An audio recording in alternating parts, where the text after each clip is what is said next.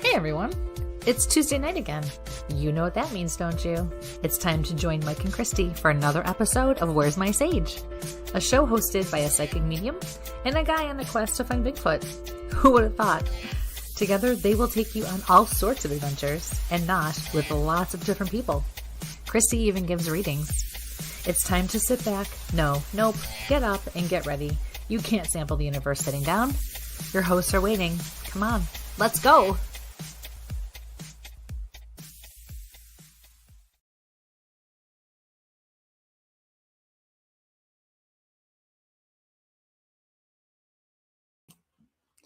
Good evening, ladies and gentlemen, and welcome to Where's My Sage? Taste of the Universe with myself, Mike and Ann Kristie London. And it's going to be one of those nights tonight already. I'm on the.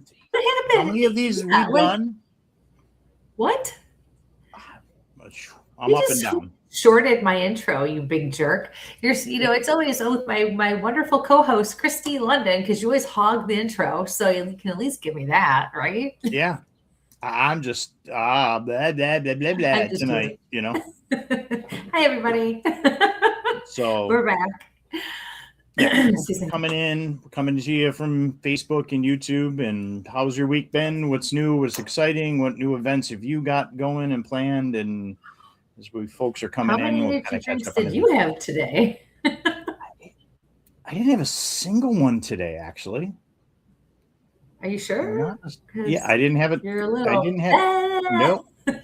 Nope.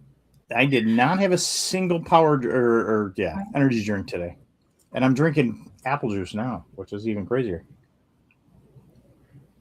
Oh, and a tough guy mug. I love it. Yeah, my tough guy mug. You're supposed to. Yeah. You got your juice. I love it. It's good. It's been a good week so far. It's only Tuesday, but that's good. Today was a great day. Very productive. It's amazing the people you meet and the things that can come of it. So, I'm always cautiously optimistic when things seem like they're going to roll into something because, how things usually work out for me with people who don't follow through. So we'll see, but it was good. Right. I had a good business meeting and I had a good student meeting session today, and I'm fighting a head cold, but hey, I'm here and I'm doing it. So how about you? Awesome. I'm doing good. I'm getting ready to put some things together. We got some events coming up. We got some great guests tonight, which are really getting me motivated, and it's absolutely wonderful. Yeah. But I got a couple of events that you and I are going to hit together coming up soon. So I want to share those quick. The first one's going to be the Parkside Parapalooza 2 in Titusville, Pennsylvania on May 30th. It's from 1 o'clock in the afternoon to 4 a.m. I'm going to be there. Drinks then. Yeah. David Grant, Zach and Tammy doing apparel and number 101. Jeff Fent, who we've done some investigations with down at Wildwood. He's going to be down with us. Jeff. Love him. And Rebecca and Joe Kirschenbaum, they're going to be doing some spirit art stuff. And Chris Lee Jensen's going to be doing gallery. And Adam Kilmel's going to be doing some paranormal stuff as well. Adam Kimmel. Can't wait to meet him in person finally. Yeah, we talked to everybody kind of bouncing back and forth and different. So it'll be good. I got the whole bag. And then the folks that are putting it on, Brenda and everybody that we've been talking to, yeah, we're really looking forward to going down. And this one's only 2.5 hours away for us.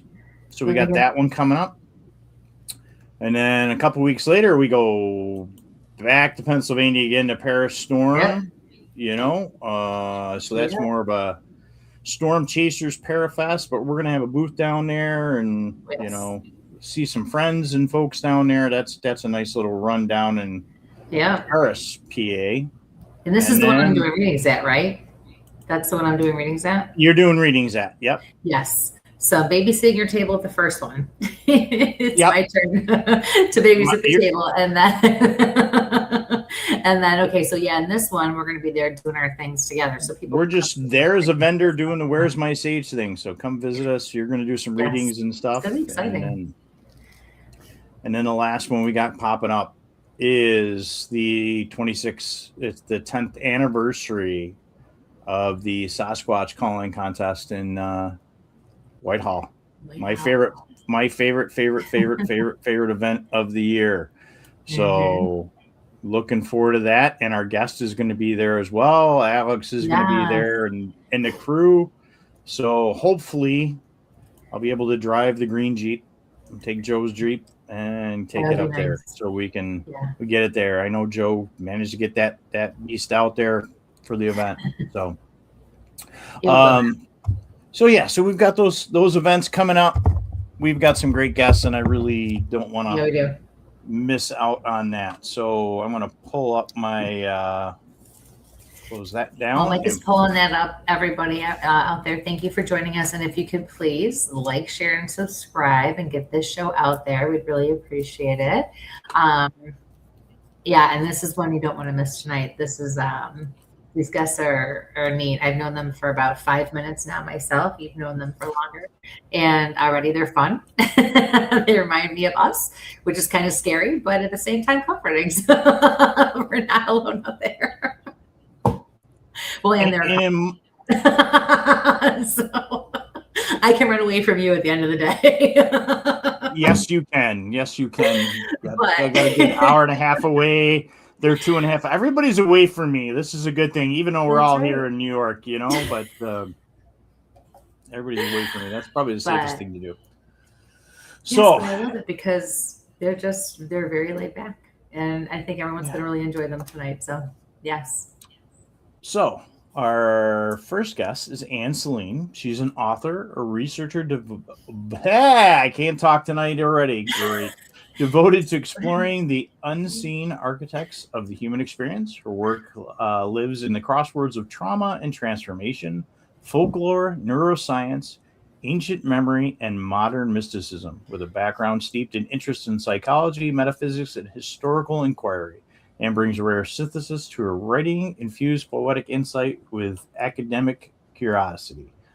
And I didn't totally butcher that, which is a great one for me. That's a perfect one. And our second guest, Ken Gerhard, is a widely recognized cryptozoologist, author, lecturer, TV personality. He's traveled the world searching for evidence of mysterious animals, blah, blah, blah, blah, legendary creatures, including Bigfoot, the Loch Ness Monster, the Chupacabra, Mothman, the Beast of Gevaudan, and I know I butchered that one.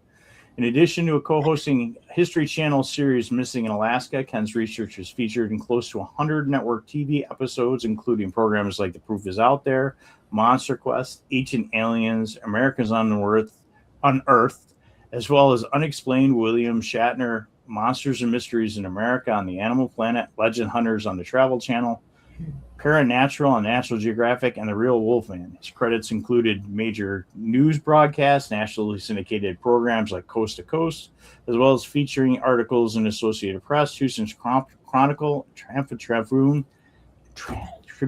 Man, I cannot talk this evening. This is going to be fun. And then he's got some great books: The Essential Guide to Bigfooting, The Essential Guide to the Loch Ness Monster, and A Menagerie of Mystery Beasts, including encounters with flying humanoids and big birds, modern sightings of flying monsters. He's contributed to publications Fate Magazine. And I have taken some great classes with Ken along the way. So I kind of see him as another one of my little chains in my mentorship.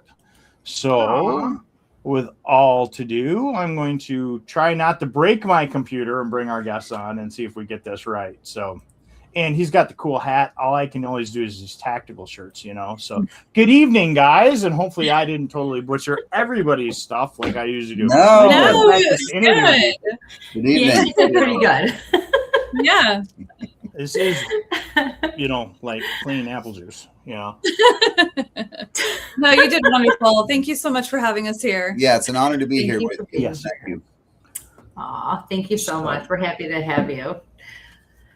Yeah. So, Michael, I'm going to let you start because I know you're excited. But you want to jump right into I always love getting into things here. Well, I do. Wait, but I have a question first, because I'm always interested when paranormal and cryptid meet up. How did you guys meet? Like, how did this happen? Taking my questions already. I'm always the one that answers that. I would love to hear you this time. She put you right on the spot. Oh gosh. Well, what's the origin story behind this? I would say there's obviously a lot of overlap already between, in culturally speaking, between the cryptid field and the paranormal field, and to some extent the UFO field. We're all kind of kindred spirits in having an interest in the unexplained. And even though cryptids are my forte, I've always found like all facets of the paranormal interesting. So we have, a lot of mutual friends, I think. And so we kind of were like in the same circle initially, but we did meet at the Arkansas Paranormal Expo in 2018 or 19. It was, hold on. This was 19. Just a brief encounter where we spoke briefly. I had a table there, and then I guess a couple years later, 2021 maybe, or no? Well, 2022. Yeah, maybe it was 20. No, it was 2021. 21 Squatch Fest, which is a great Bigfoot related conference up in Washington State, and we kind of met up again, and we just kind of started messaging each other. She invited me to be on her podcast, and she was running a radio station and stuff. So we just started talking. Yeah, it was one of those things where, well, I mean, it was one of those things where at the time I had my podcast, The Caravan Library of Lore, but I also had KPNL Radio, which, that started January 2020, but my podcast had been running since 2015. And so at this time, I was running people's podcasts, and I was really connected to a lot of people. And I ended up getting a message from whoever made those action figures. Oh, yeah. And he was like, "Oh, you're going to be at the conference." Yeah. He was instrumental in the Ken Gerhard action. Oh, that is so cool. Well, yeah, because the guy reached out to me. "Oh, you're going to be at the same conference that Ken is going to be at." And I was like, "Yeah." And he was like, "Well, I want you to message him or go up to him and ask him if he would do this, if I could make this action figure." And I was like, "Okay." But of course, at the time, I was really nervous. Of course, you were on TV and you and I hadn't really ever talked. All I tried to do in Arkansas was ask you if you had a book. You ran out, and I got so nervous. I was like, "Okay." And then I just bailed. So we all have those socially awkward moments, I'm sure. So.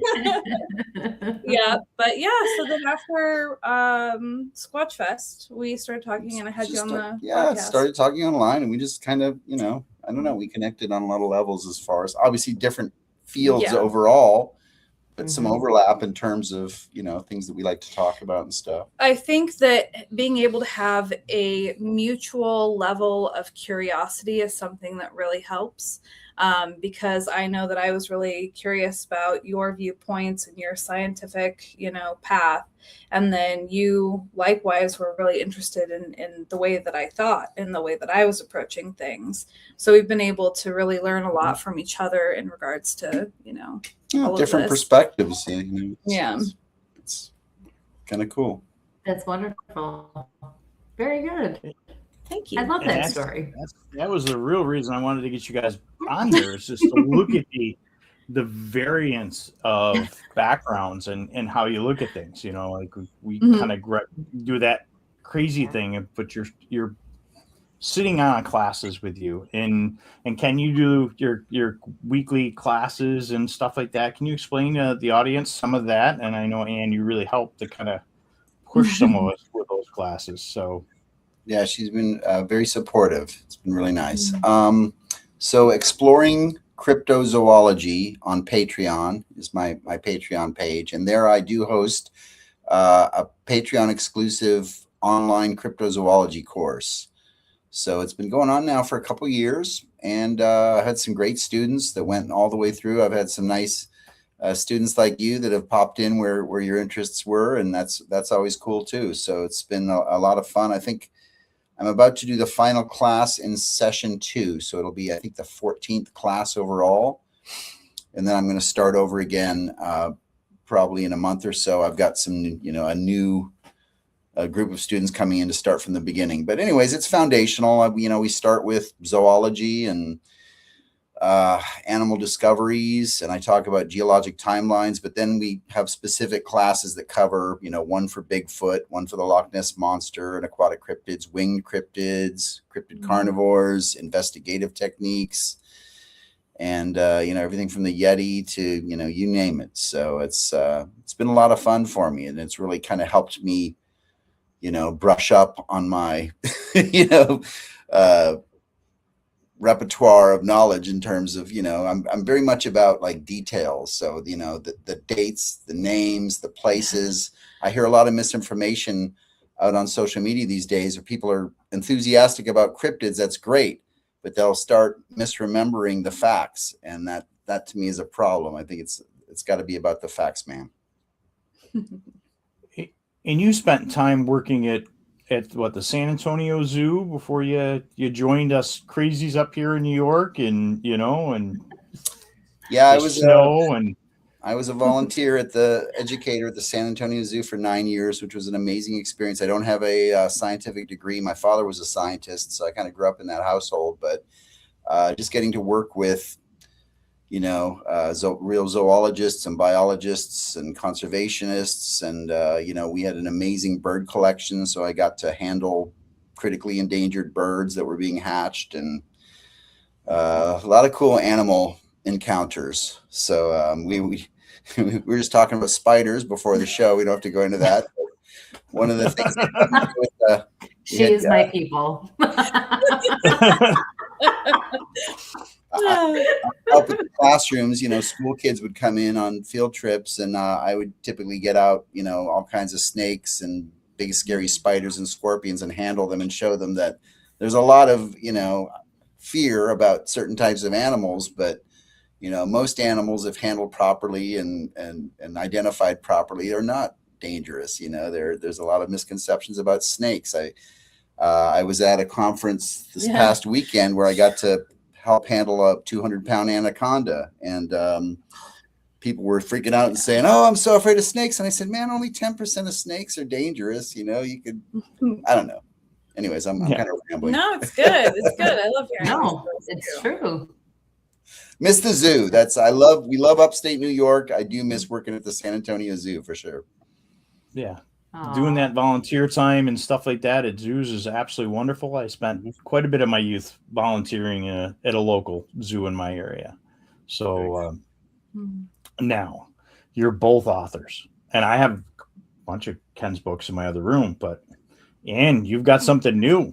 Can you tell us about your new project? Yeah, let's hear about that. I do. So it's called Signals from the Elephant Cage, Ethereal Transmissions and the Echoes That We Carry. This was really, it started out as a personal experiment where I was curious about what is remote viewing. And if it's something that can be done, like if I'm sitting here in one state and somebody else is in another state, can it also be something that can be done through time? So can I view possibly like where my father was? So he was stationed in Brindisi, Italy, and there was an Anflare 9 antenna. So it like helped listen behind the Iron Curtain and all that stuff. And so he didn't really tell me a lot about his time when he was there. So I tried to remote view, if you will, or I thought that it was remote viewing at the time, that time and place. But what was really interesting about that is the very next morning, I got a Facebook message from somebody, and they said, "Hey, I've been trying to get a hold of your dad. I was the wife of somebody that he had served with there at Brindisi." And it was something that was really powerful to me, and it was very synchronistic. And so the experiment kind of continued from there, and I logged it all. I wrote everything down. So what I did is I tried to interpret it into a book, so that way when somebody reads it, they can kind of follow along.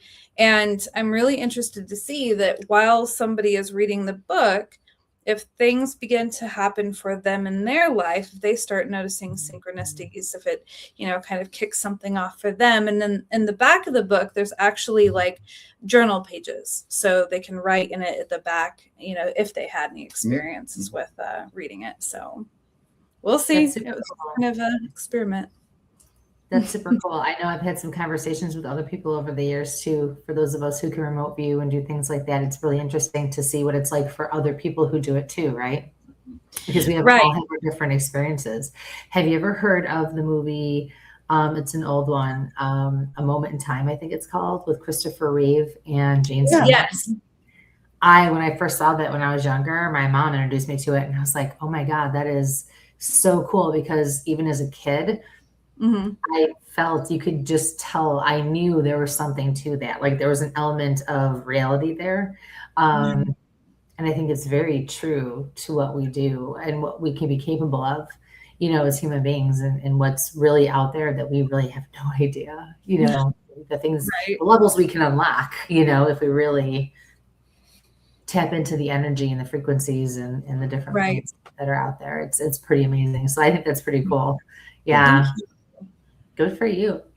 Thank you. Thank you. Have you done any? Sorry. Yeah. Okay, so we gotta. Here. If I lose, I'm really sorry. Like, we're all gonna get hit with this thing tonight. Yeah, I guess it's starting here first. Yeah, and I have the backup, you know, just in case I lose signal. Have you done any formal remote viewing training at all? No, I haven't. And that's what's so interesting is that I ended up learning that about the differences between, you know, it seems like there is a remote viewing community that has a lot of protocols that are in place. And it's, you know, they have like double blind experiments where you might have one person and then like a handler, and you don't know what it is, but your handler does, or sometimes your handler doesn't. And so then that would be where it's double blind. And I know this is really an ambiguous explanation, but this is where my level of knowledge is at this point in time. And so I'm wanting to get into that and learn more what that is, because I changed the word remote viewing on the cover to ethereal transmissions, because as I began to learn more, I really felt like what I was doing was not actually remote viewing, that it was something else. So I think we lost Kristie on that one with this wonderful storm coming in. So have you ever looked at the Monroe Institute at all? Or some of Loosely, I know about it, and I would love to take classes from there, but you know, that'll come in time. I think that'll be one step at a time. I'm taking classes now for something else. I just got accepted into university, so I'm gonna try to go for my bachelor's in psychology. I'm really excited. Excellent. I do have a connection down at Monroe Institute. Actually, one of the instructors for my original Reiki class is the director down there. So and a good friend of mine, a couple of good friends of mine actually teach down there. So that's really cool. Yeah, so I will put you in contact with some of those folks. So thank you very much. Yeah, I keep getting. I need to go down there too. So Kristie and I say we got to go down there. We got to go down there. My buddy Brian, who actually took care of my master, who passed, used to teach down there all the time.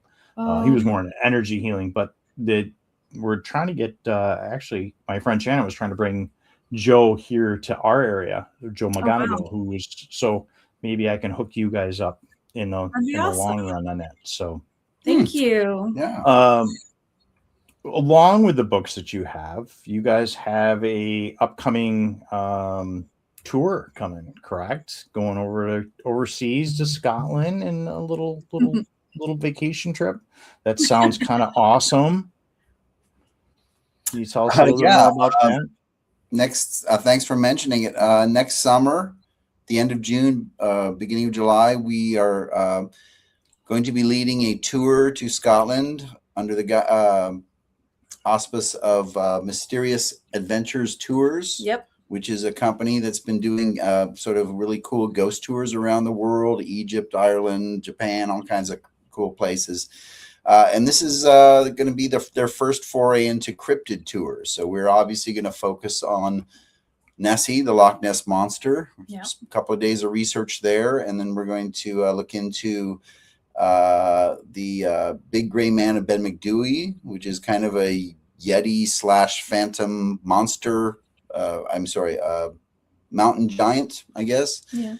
Okay. The Monster of Glamis Castle. Yeah. The Black Shuck or Phantom Hellhound of what was the one that started with an R? I don't know. Well, Selkies and Kelpies. Yes, Selkies. Anyways, a lot. The Scree. I mean, a lot of cool legendary fairies. Yeah. Check out the fairy pools. So, for anyone that's interested, they can go to Mysterious Adventures Tours website and download a brochure. And it's going to be a lot of fun. We're going to just tooling around Scotland, investigating a lot of these creature legends, and people can come along and join in the fun. So that's interesting. I've never seen that pop down like that before. My little banners here. Goodness gracious. I am pushing all the wrong buttons. You guys have got me all flustered. I'm telling you. I apologize if it happens again. I don't know if I'll get it back. My whole Wi-Fi went down. My whole thing was red over there and everything. Yeah, I'm so sorry. It's all good. So you think we were like doing this for like the first time tonight, which is crazy. Speak for yourself. This is out of my control, man. It's no operator over here. So Mike is coming in from the Netherlands, so that might be a trip close for her. So she's coming in and watches us every week, first thing in the middle of the night there for them. Patrick's having problems with the power too, so I've been watching his when you disappeared. So you've been to all these incredible places around the world, Ken. What is the most amazing location that you've been to look for cryptids? Oh gosh. Sometimes it's hard to choose, but I'll have to say that I've really enjoyed the jungles of the Amazon jungle. It was pretty amazing from a biodiversity standpoint, and I've also done some research in the jungles of Central America. So it's hot, it's humid, there's a lot of bugs, and some of them are huge.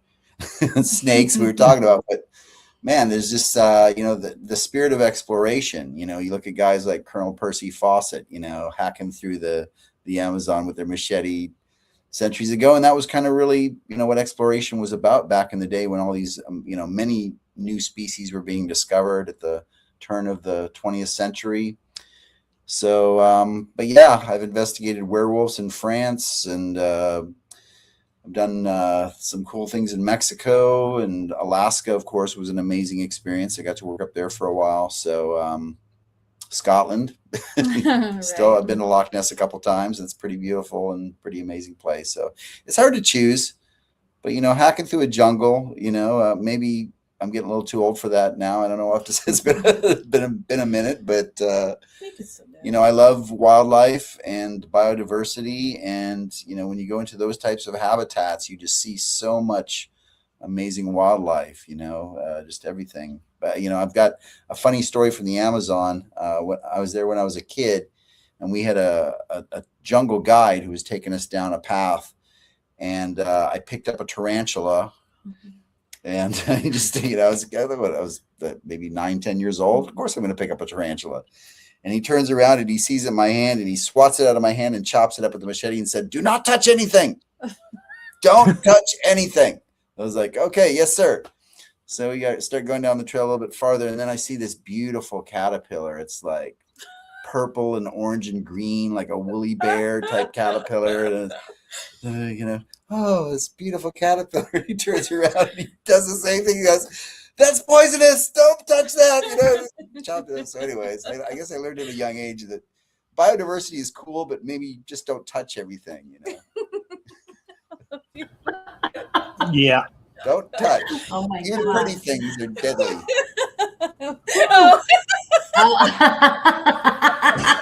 You are a brave man. Oh goodness.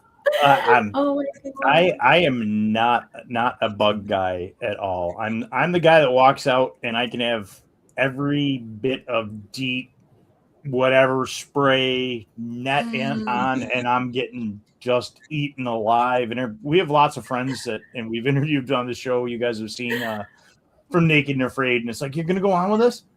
I have no problem with the survival aspects, but as soon as I started getting chewed up, we were in Florida with Alex Petikoff. I'm running up and down the thing, and I thought Alex was gonna like throw something like a tree at me or something because I got chewed up. So I don't know how you're running around down there, or get a bot fly. We've had friends that had those things chew. Like our friend Ray, talking about going through and having one like chewing, and he's like, I can hear it chewing underneath my skin, and I'm like, no, no, I am out. No, thank you. I will stick to the northeast. We got our black flies and some brown recluse, but big mosquitoes and just can't chiggers. No, thank you. Thank you. You can have it. Ticks are bad enough. So, what's your favorite piece of equipment to use when you're out there doing all these great investigations? Oh gosh. Well, admittedly, I'm perhaps behind the times a little bit and more low tech. I've been doing this for a long, long time. I'm generally an old tech kind of guy. I was a musician for many years, and I was all about analog, analog synthesizers and recorders and things that are now extinct. So I just got a really cool new call blaster from Fox Pro. So, I've used call blasting. I'm not one of those guys that does a good Bigfoot yell or howl. I know a lot of people can do that, but I've had had fun experimenting with that because, you do have access to a lot of different types of animal sounds. So obviously you can use the native sounds of animals in distress and stuff. It depends on what you're researching. So I'm researching like a mystery cat, like a quote unquote Black Panther, that I'm, putting out those animal distress calls, or maybe mountain lion mating calls or things like that. But I've actually had some cool experiments where I've downloaded different things. And, one time in Boggy Creek with Lyle Blackburn, we caused something to move around once we started playing hyena sounds. We had these recordings of African hyenas like laughing and dancing around. And we'd been playing all kinds of things all night and didn't really get a reaction. But as soon as we started blasting that through the bottoms, there was something big moving around. So sometimes it's fun to just kind of think outside the box and, project different types of sounds. Sound obviously can carry quite well, good distances in the wilderness. So it's, I'll say that. I like the Fox Pro call blasters have been a lot of fun to play with. And they have a hell of a, part of my language, library of sounds to choose from and download and stuff like that. So including Bigfoot sounds on their database, or calls and howls. So they've got a huge database that you can access. So that's been a lot of fun. Must be that base in Pennsylvania where something down there they're just not telling the rest of us about or something. Right. And when you do you do a lot of field work with your honey over here, or do you do a lot separately? It's one of those things where before I moved to Texas, I had flown down to Ohio, and I did do some, we explored Fairfield Infirmary, and then we also went out in the woods. At Fairfield, it was one of those things where I definitely feel like I encountered something, just because I felt like there was a hand that went into my hair like this, and I could feel it on the back of my head. And that was definitely scary. And then in the woods, we were out doing more ghosty type stuff, but there was a silhouette that looked like the traditional cutout of the Bigfoot, but I questioned it and felt like, okay, well, this is just my fear mind, because we're not out here for this. And we heard something hit the vehicle that we had drove in on, and we could hear some walking. And so we left the area and we went out into the field. And then, of course, she ends up putting this, the Ohio Howl recording on her phone, and it responded. And it sounded exactly like that. And it sounded like somebody, something picked up a tree and hit another tree. And I was done at that point. And so I was like, okay, I'm good. Like, I know now that there's something out there. But then, when I moved, so in 2023,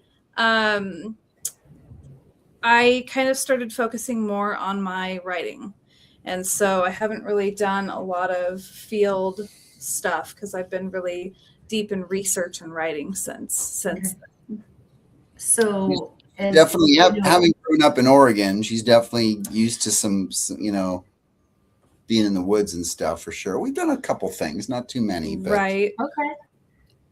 My child. One second. Sorry. We have a young life form that's in the.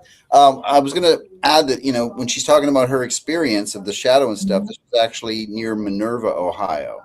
So I'm sure Mike's heard of the Minerva Monster, which is it's kind of in northeastern Ohio. So there is a history of Bigfoot, Sasquatch activity in that particular area where she saw this shadow and heard the sounds and stuff like that. So sorry, that's interesting. That's okay. I have 3. I know how that goes. So because everybody's different, I wanted to ask you, how do you describe yourself with your gifts? What do you call yourself? What are you? Who are you? That's funny. As far as your gifts go. So I have tried before in the past to, I guess, put on a label to see how it would fit and how it would feel, but nothing has ever really stuck because, especially with my evolving education or belief system, I'm not really sure I'm just evolving as a person, right? So now I kind of sit there and question how much of it is what we traditionally believe to be a psychic medium type of a thing, but how much of it also could be like when you're neurodivergent and you're really good at picking out patterns and you're really good at like micro expressions and then like the what was that terminology? The predictability, patternicity, and right. So how much of that plays into all of this for me personally? This isn't like a blanket statement for everybody. This is just like for me personally. And so now as well, going into a university for a psychology degree, I'm even more curious. And like, I posed a question over the weekend to you that I wondered how much, like, when it comes to like physics and microbiology, how much are we connected to all of this that we just haven't really been able to tap into? Because if you look at witchcraft, people thought, oh, that's magic-y stuff and whatever. Well, now we know that there's science to it. Like you can use willow bark and it's aspirin. So there's like a science thing to it. It's not any kind of a magical woo-woo type of a thing. There's actually, something there. And I think that there's something there for this particular topic as well on some kind of a level. Well, yeah, science and the metaphysical are kind of like on the opposite side of a very thin sheet, right? Because if the metaphysical exists, then there most surely is science behind it. So there's science behind everything. Everything in our universe is physics and biology and all these different things. So yeah, I agree with that. I think that what was referred to as magic and witchcraft in the past, some of that has kind of evolved to have a scientific understanding. There's still obviously a lot of things that we don't understand about, what we're talking about here, which is mediumship and the ability to kind of pick up frequencies and energies and detect things and recognize that all of us have different sensory abilities, right? As far as what we can exactly perceive. And one thing that is harder to explain that wouldn't be dealing with that, the patternicity, micro expressions and stuff like that, is doing like the intuitive readings. And I just call them intuitive readings because I pick the cards. They'll have like a magnetic feeling to them. Again, I'm not really sure how to explain that, but And then I kind of go with whatever number pops in my head. But here again, why does that number pop in my head? Is it something that my brain, my subconscious on a regular psychological level shows me and has, you know, because I've been doing it so long as well, that maybe that's just like a good pattern to keep or something. But or depending on how I know the person, so then I choose that. And then everybody who's had a reading have always said that it's very, you know, it's been very moving. It's changed things. It's helped them. And so, you know, and I'm blessed to be able to do it. All my readings, though, are donation based. I always say, whatever you feel in your heart to, you know, if you want to give me a hug, a bit of advice or whatever it is, like I'm cool with that. So that can change. So yeah, I don't know. So I'm not sure if I'll ever know a label to wear with that.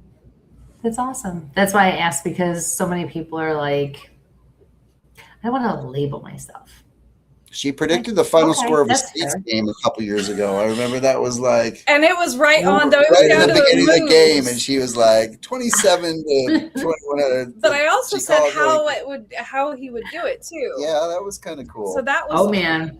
But there still could be patterns in that. We're still not throwing money down on anything yet. But I was gonna say I watched that. Gambling is legal in New York now, so you never know. So knowing what you can do and what you're capable of, and you know the things that you are able to tap into for yourself, we'll say, how much of that do you think you bring to the table when doing something, you know, in the field or with cryptid? Because as a medium myself, you know, and someone who's gifted, you know, if I go out into the field, sometimes I wonder, you know, it can be not tricky, but we're going to pick up on things that other people are not going to, but maybe are not realizing they are. So to be able to make the determination, you know what, I think that's an energy. That's not an actual physical being. Right. So like the hand that went up on your head, I've been touched too, but it's been by spirit, not anybody that was alive or physical. So were you able to tell the difference? Like, was it actually something or someone behind you, or do you think it was like an energy? I mean, it was just one of those things where it felt like if he was to touch me right there, right now, right, it's the exact same feeling. But right. I guess where my mind goes is there's no way to definitively tell. There's no, you know, I can't go back in time. I can't measure it in any way. And so I just look at it as an in the moment thing. Like, okay, this was my experience. Right. I don't know what it was, just because and I guess right now, the big thing that I'm struggling with, and you know this, is like, yes, I'm spiritual, but I'm also really delving into the science of things. And so there's this like push and pull where it's like the spirituality and the science side are kind of coming up against each other a little bit. Right. And so in a situation like that, it's just kind of like, I just kind of leave it because there's no way to measure it, you know? So interesting. I always love hearing other people's perspectives and what they think and how they feel, especially when they've experienced something themselves. Right. Because everyone, you know, it's different. So it's just always interesting to me the way, you know, just to hear what people think, you know, how they experience things like that, what they think about it. So yeah, thank you for that. I was going to add that, you know, I don't consider myself to have any type of, you know, intuitive or, I mean, I'm, you know, sometimes I can pick up on people's, you know, energy a little bit in terms of most of that is just kind of like, you know, probably you're talking about micro expressions and things like that. But I tagged along on a ghost hunt one time, and it was South Pittsburgh Hospital in Tennessee, which is a pretty famous, like, abandoned hospital. Yeah. And we were there for the weekend, and the power was off. It's like an abandoned building, so we're kind of camping. And I had one experience where I had to walk down to use the bathroom by myself down this dark hallway. And I don't know if it was nerves, but it really did literally feel at one point like, and I wasn't scared. You know, it didn't scare me. It was just kind of a weird sensation of like kind of an electricity, like very low voltage running through my body and tingling. And I did, like I said, I didn't feel like scared or freaked out. I was just like, what am I feeling? What is this kind of tingly? So that's the only thing. But I was in a supposedly famous haunted location. So maybe people that aren't necessarily advanced in their intuitive abilities can still sometimes kind of be in the right place at the right time and have the ability to be a conduit just in that situation. Is that possible? Could that? So. Absolutely. Yeah. I mean, because if you think about it, we're all energy, right? Everything is energy, including us.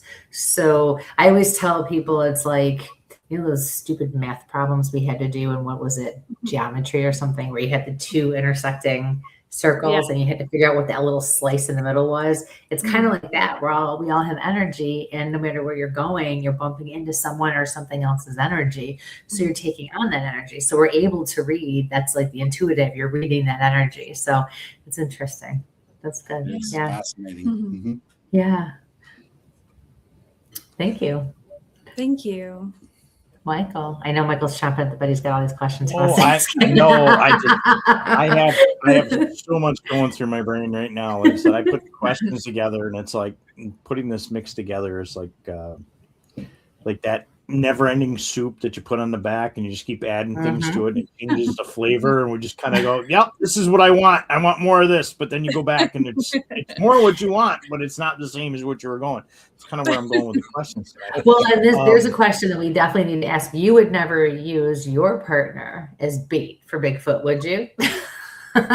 You would never leave your partner in the woods, would you? No, I would volunteer for it. I wouldn't do that. No. Are you sure? Okay, whether you volunteer for it's immaterial right now, Anne. You know, if there was we know based on past data points that if there was a creature approaching, that you would run off and abandon me. So. Okay, there's a whole history to nothing. I know nothing. So in that moment, I wouldn't fault you for having a save myself mentality, and then I'm the bait, and you're running off to get, I guess, Mike and whoever else we can get to come rescue me from a Sasquatch. That's funny. Oh, see, it's so bad because if you listen to other podcasts that I've done, there are stories. One time I was with my sister. The other time I can't remember. It was with Heather, I think, Heather Mosier. Oh yeah, and you were just telling where you left all the other researchers out by the Minerva Monster. Yeah, so I do. I sit there and I hear something, and then I just bail. So yes, there is data that shows I do that. So I start out as the bait, but you'd end up being it. So yeah. I'd have to tie you to the tree or something. I mean. So the answer is yes, you would leave her. Okay, gotcha. I'll say that. Let's segue this into an actual valid discussion about Bigfoot research, which is, for years there's been kind of an idea of many ideas in the Bigfoot field that females could potentially have a better chance of attracting a Sasquatch because they give off less of an aggressive kind of machismo energy. It's more of a passive, and so. So I know that there are, groups of female researchers who felt like they've had better success sort of bringing a Sasquatch close to camp or whatever, because they're not giving out that, tough man, I'm going to shoot you kind of attitude. It's more of a passive kind of. It's the softer side of us. Yeah. And actually, I'll try to say this in kind of an age appropriate kind of way, but back in the 70s, there were Bigfoot researchers that were experimenting with female pheromones and things like that, trying to use that potentially that would pique the curiosity of a Bigfoot or Sasquatch. And I'm not exactly sure where that idea came from. Although, if you look at things like the Yeti and the Sisamito and even Sasquatch in North America, many of the old legends and traditions of the native people talk about them abducting women and, taking women. The whole caveman throwing her over the shoulder and taking her back to the cave. Those stories actually, Michael backed me up on this. If you talk about the Yeti or the Sisamito, which is a Central American Sasquatch, that the old King Kong, Fay Ray, kind of connection where these Sasquatch, and I don't know if there's any validity to that or not, but it's definitely worth considering that a female might, have a better chance of luring in a Bigfoot or a Sasquatch. You had to say those pheromone chips. I am still having nightmares because we had some of the original MonsterQuest ones that Doug put together. Oh yeah, I've had those. Yeah, they were in the bottom of somebody's truck for I don't know, God know how many years from the time they filmed. So what, 10 years or so? Oh, pull those things out. Like, yeah, they not get that smell out of my head for. They smell pretty strong. Those are not human pheromones typically. I don't think. No, gorillas and things. I've been around some nasty things over the years. That was pretty bad. Oh my gosh. So now that you're here in New York, where do you guys want to investigate, research? What do you want to check out paranormally or on the cryptid side of things? Well, obviously, everyone keeps telling me, all my Sasquatch colleagues keep telling me, get up into the Adirondacks. That's where there's great activity. A lot of people say, still around Whitehall, but in some of those areas, there's some good spots. I'm really excited about lake monsters because we didn't have a lot of those in Texas. But not only do we have the Lake Champlain monster up here, but you have the Seneca Lake monster and Old Greenie and Lake Cayuga. And there's a bunch of the what? Gloucester. Well, that's Massachusetts, Gloucester Harbor, but that's a spot we want to check out, right? Mm-hmm. And then for years, or a few years ago, I did a Thunderbird expedition in north central PA, the lower Susquehanna River Valley near Coudersport, and some of those places where there traditionally for years been accounts of giant birds with 16, 20-foot wingspans. And so, I'm hoping to kind of get back down to some of those areas as well. I would like to, it's not in New York, but I want to see like the mounds, the Adena, and the Serpent Mound. And then I've heard about something, it's the American Stonehenge or something that's over Eastmore. And so I want to do more, stuff like that. But lots of history. I'm a big history nerd too. We got to go see Washington's Crossing, and I was like totally geeking out. That's good though. That's good. That's awesome. You're experiencing new things that you really want to see. Yeah. New York does have a lot to offer on many levels, but taxes and but it really does. It really is a beautiful state. It's really beautiful up here, and the people are all super friendly and good. Oh, I want to find the salamanders too. Oh yeah, what, salamanders? The hellbenders. The hellbenders. We didn't make it out last year. We got a guy. Really? We got a guy. Awesome. Okay. Let's go find some hellbenders. Yeah. I'm excited for that. So we tried to do it last year, but it just didn't work out timing wise. Yeah. But I love big amphibians. We got a huge amphibian right here around the corner. We don't have time to get them out right now, but Sir Froggington is carnivorous. I love that. So awesome. You guys will definitely enjoy Seneca Lake, that history, the new nature museum going in over in that area, this Finger Lakes region. I mean, this is my backyard, so that's awesome. It's just absolutely amazing stuff like that, and you got that thing right on the same parallel. UFOs, you guys have both chased those. I guess that's been a big thing in the news lately. Is there anything that kind of pops that subject to you guys, or anything interesting that pulls with these new reports that are out there? Gosh, I don't know. It's a cool topic. I would say, I have a hypothesis. I don't really know, if we are being visited, which is kind of the premise of the whole UAP, right? There's this other intelligence that's coming down and has been visiting us for a long period of time.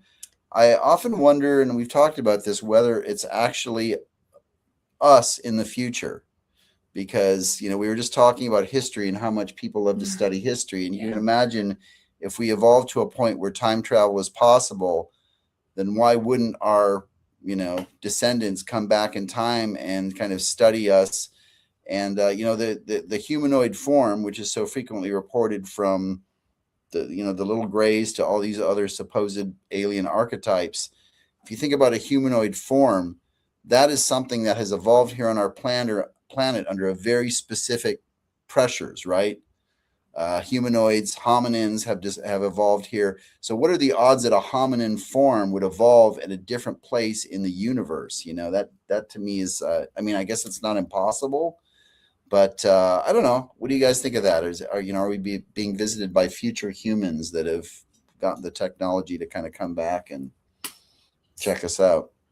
I mean, it's definitely an interesting take. For me, of course, what I'm interested in is the fact that people immediately, when you think, I mean, at least from what I'm gathering, is that when people see UAP, UFO, there is an automatic connection to alien. And when you think of alien, you also think that they're up and that they're more intelligent than us, which then kind of goes into how humans have always had I want to say this carefully, like with religion and God and stuff like that, and how, again, that's also up. And so psychologically, I'm really interested in that belief system and why it is that we are reaching for, a higher intelligence that is up. I don't know. That's my weird tangent. That's a good point. And I've stayed away from it forever, this whole kind of the UFO thing is like, yep, we're gonna find the Bigfoot stuff first before, and yet all this stuff is coming out, and I'm like, oh, I guess I picked the wrong numbers for the craps table, I think it's all connected in some way, on some level, right? Because I think it all goes back to the fact that everything is energy, in some way, shape, or form, right? I think that's something science has proven, and I think it's just. But I also believe, on some level, we aren't supposed to understand all of it either. I don't know. I just feel like maybe not supposed to is the wrong way to say that, but I agree. I don't know that we'll ever achieve that.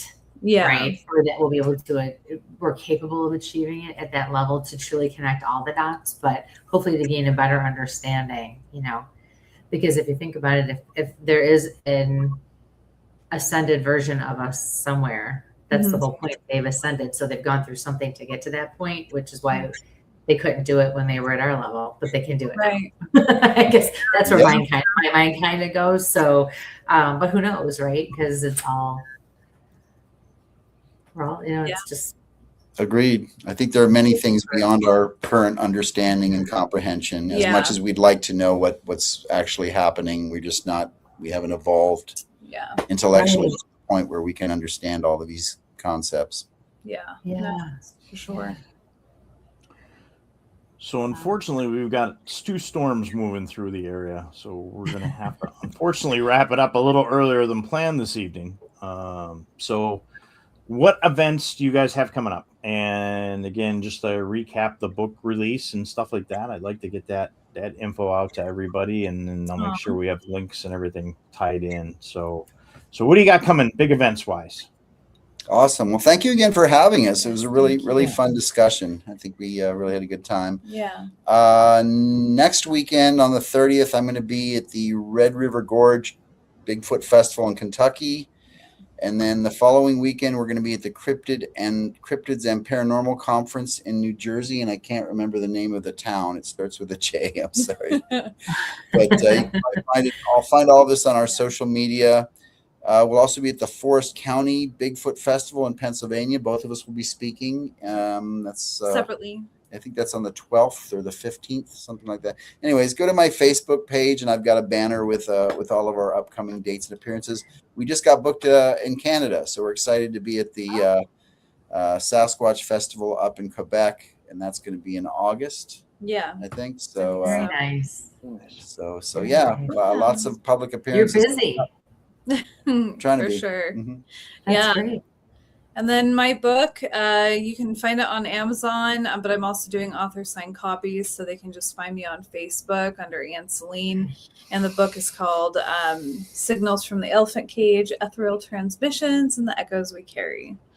So I love that title. Thank you. Yeah, because I feel like it just reaches that level that we need to go to, right? That level of understanding that we're searching for. So I like that a lot. Yeah. Oh, that means more than you know. Thank you. And maybe we can have you back on and kind of hear what the feedback you've got on the social experiments with the book and where that rolled out. I love that. That would be a lot of fun. I'm excited for that. Definitely. Yeah. That's great. Yeah, I would love that. Mm-hmm. I know there are a lot of people out there, our listeners and our viewers, that love to follow those kinds of things, because they experience them themselves. So right. Yeah. So go check out her book, you guys. Thank you. So, well, it was such a pleasure to have you on. Thank you so much. This was definitely a great conversation, and I hope you all enjoyed it as well. It was an honor, truly. Thank you so much. Thank you. Thank you to everyone who listened in. Thanks. And if you guys want to just hang out for a second, we'll be right there. And again, sorry we had to cut it short with the weather system tonight. So thanks, guys. Thank you so much. All right, we'll pull that there. So great guests. Love talking to them. Love taking classes. Get a chance to do that. We've got some upcoming thing, but again, with the storms coming through, we got to cut it tonight. So please be safe and safe alone. Good night, everybody. Right.